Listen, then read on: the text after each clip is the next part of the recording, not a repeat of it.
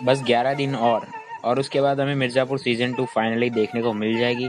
और इसी के साथ सीज़न 1 के एंडिंग में जो अधूरी कहानी रह गई थी और जो सीज़न 1 के एंडिंग के बाद हमारे दिमाग में सवाल उठ रहे थे, उन सब का हमें आंसर मिल जाएगा मोस्ट पॉसिबली। सीज़न 2 का ट्रेलर कुछ दिनों पहले रिलीज़ हुआ है और सीज़न 2 के ट्रेलर ने ऑलरेडी इतने सारे सवाल हमारे दिमाग में भर दिए जो कि पॉसिबली सीज़न 1 से भी ज़्यादा हैं।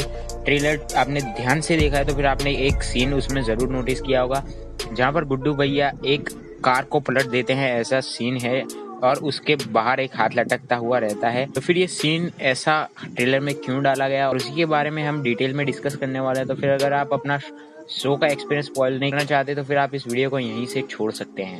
So hello YouTube, you are watching Mister Theory, मैं हूँ डीजे। So let's begin.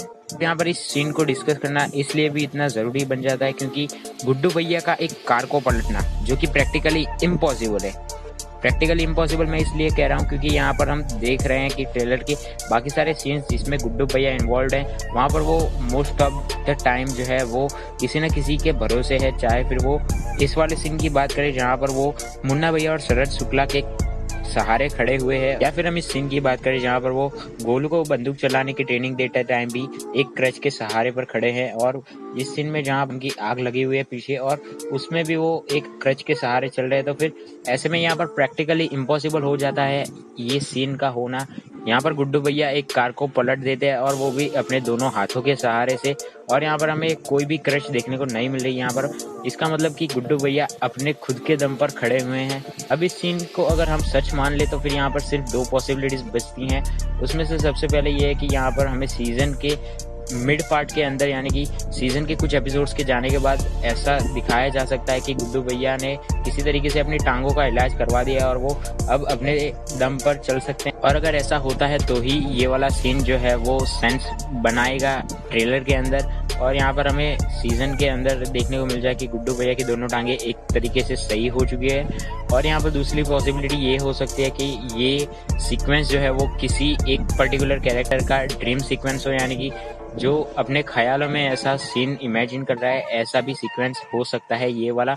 यानी कि ये सीन जो है वो रियलिटी में तो बिल्कुल भी नहीं होता, लेकिन किसी पर्टिकुलर कैरेक्टर के ड्रीम सीक्वेंस में, चाहे फिर वो गोलू गुप्ता हो या फिर गुड्डू भैया हो, का कैरेक्टर ये वाला सीन इमेजिन कर रहा है जहाँ पर गुड्डू भैया मुन्ना की कार्ड को पढ़ देते हैं। और अगर बात करें पर्टिकुलर कैरेक्टर की तो फिर ये सीन जो है वो गुड्डू भैया के ड्रीम सीक्वेंस में ही फिट बैठेगा। तो फिर यहाँ पर ये भी हो सकता है कि गुड्डू भैया ऐसा ड्रीम देख रहे हैं कि उन्होंने मुन्ना की कार को पलट दिया और इस तरीके से वो अपने भाई की मौत का बदला ले रहे हैं।